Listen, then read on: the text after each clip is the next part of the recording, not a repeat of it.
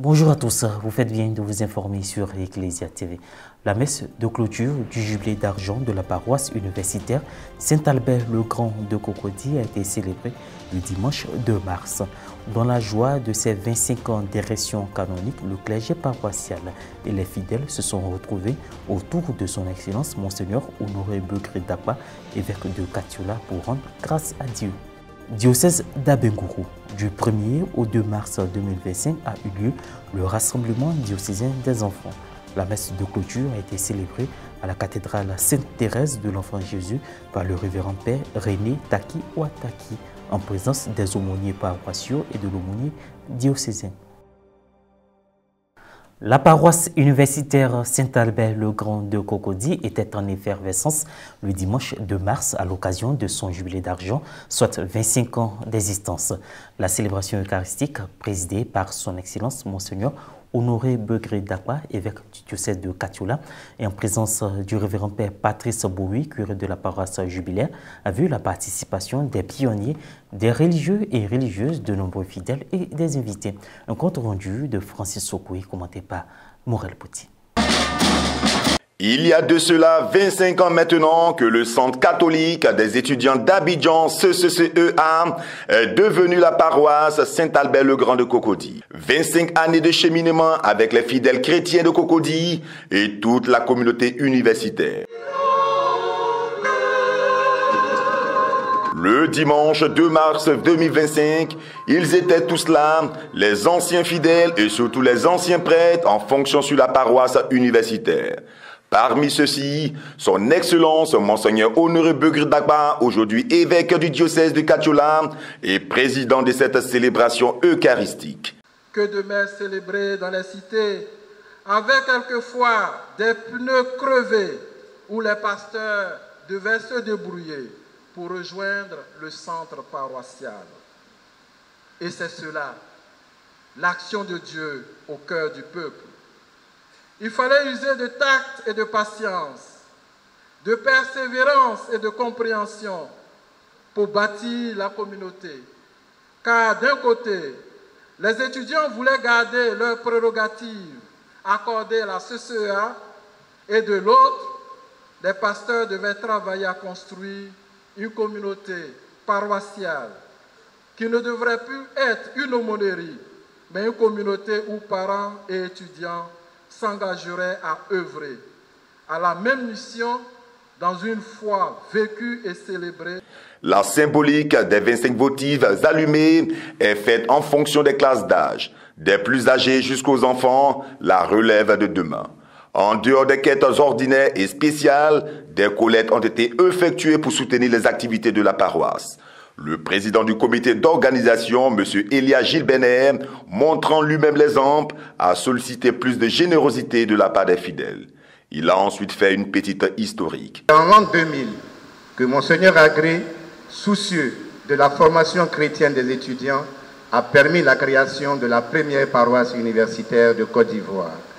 Cette paroisse universitaire a un statut particulier, territorial et personnel, la différenciant ainsi des autres paroisses de notre diocèse. C'est donc le siège de l'aumônerie universitaire qui regroupe des étudiants catholiques établis dans le diocèse d'Abidjan, quel que soit leur lieu de résidence, dans le même diocèse, ainsi que les enseignants, le personnel administratif des universités, des écoles. Le révérend Père Carlos, l'un des plus anciens pionniers, a reçu un présent. Un don a été fait dans la même lignée par l'association des anciens de l'église paroissiale. Le tam-tam parleur qui a résonné durant toute la messe est signe d'inculturation, mais surtout de valorisation de la culture africaine. Un émerveillement de voir le parcours de ce lieu de culte qui a une vocation estudiantine, mais fréquenté également par les usagers du centre hospitalier universitaire CHU de Cocody, dont elle fait face. Un carrefour de rencontre avec Dieu. La caractéristique de la paroisse universitaire, c'est la construction de l'homme de demain. Parce qu'il s'agit d'apporter la lumière du Christ dans le milieu universitaire, par rapport aux étudiants, par rapport au personnel, l'administration universitaire, et construire l'homme. Et c'est une tâche qui est difficile, dans la mesure où la construction de l'homme relève non seulement de Dieu, mais demande surtout la collaboration des pasteurs et des hommes. Une paroisse universitaire ne se réduit pas à une église, à une chapelle. Il faut y avoir une bibliothèque. Voilà, il faut y avoir un espace qui accueille les jeunes, les étudiants pour les études. Vous constatez avec moi que ces espaces nous manquent cruellement. Nous avons la volonté de les bâtir, mais les moyens manquent énormément. C'est en même temps un appel que je lance aux bonnes volontés qui voudraient bien nous aider à construire Saint-Albert-le-Grand, comme je l'ai dit, pour que cette paroisse devienne réellement, effectivement, universitaire, avec toutes les structures qui vont avec. Je vois qu'il y a eu une évolution, les choses ont beaucoup évolué. La paroisse est devenue encore plus belle et on a laissé un bel héritage pour nos jeunes frères qui sont encore sur les bancs et pour nos enfants qui vont venir fréquenter cette paroisse. Ce jubilé d'argent des Saint-Albert-le-Grand, vécu dans la ferveur et l'hommage aux pionniers, est encore plus une motivation pour la communauté paroissiale et universitaire de s'investir dans la réalisation de grands projets. La grande rencontre des enfants issus des différentes paroisses du diocèse d'Abengourou s'est tenue du 1er au 2 mars dernier. La messe de clôture de cette activité, meublée d'un programme varié, a été célébrée le dimanche 2 mars à la cathédrale Sainte-Thérèse de l'Enfant Jésus. Reportage Pierre Richemont, commentaire Marie Abissier.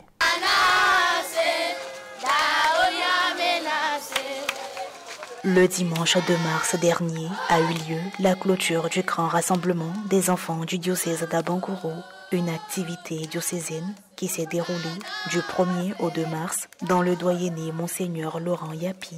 Cette organisation est un événement un peu extraordinaire. En effet, on a fait des grandes rencontres, mais jamais tellement grandes, avec 4000 enfants et toutes les paroisses du diocèse qui sont dedans. Cette rencontre, c'est pour le jubilé, le grand jubilé de 2025 que nous sommes en train de vivre, être pèlerin d'espérance. Ce rassemblement a réuni plus de 4000 enfants, différenciés par le port de foulard rouge, bleu et jaune.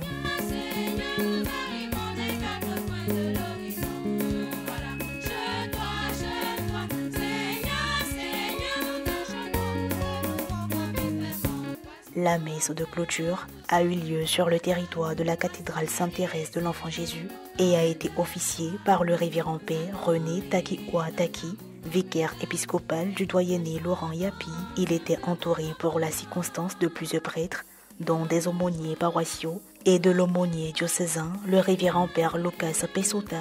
Dans son homélie, le révérend père Lucas Pesota, à travers les éléments qui composent la mascotte du jubilé de l'espérance, a invité les enfants à porter de bons fruits. Premier, Lucha non, Lucha elle a mis imperméable, elle a mis botte, même s'il y a le poto-poto, même si joué bateau, elle marche toujours.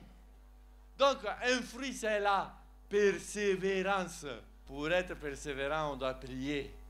On doit demander à la Vierge Marie de nous accompagner. Et à la fin de chaque chapelet, il y a aussi une croix.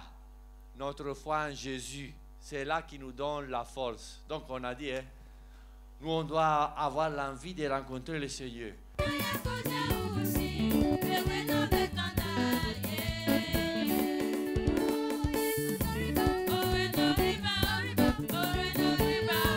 La rencontre des enfants issus des paroisses du diocèse a été vécue en lien avec le jubilé de l'espérance que vit l'Église universelle. 4000 enfants ont été rassemblés ici, en ce lieu. Nous voulons dire merci à tous les aumôniers, à l'aumônier diocésain des enfants qui fait de un bon travail dans notre diocèse. Et Monseigneur m'a chargé donc de saluer tous les enfants. Et il prie pour que les enfants qui constituent l'avenir de notre diocèse puissent être bien encadrés afin que demain, ils puissent être utiles pour notre Église. J'ai retenu que quand nous venons au pèlerinage, nous ne venons pas s'amuser, mais nous venons plutôt rencontrer notre Seigneur Jésus. Et je retiens de ce pèlerinage que nous devons accepter Dieu dans notre vie et nous devons avoir confiance en lui. Sincèrement, mes sentiments, c'est la grande joie pour le déroulement de cette rencontre. C'est vrai, peut-être il y a eu quelques petits soucis, mais je vois que c'est surtout la joie aussi des enfants et les choses qui se sont bien passées. Et cela, c'est vraiment pour moi une grande joie. Fin de cette édition, merci de nous avoir suivis.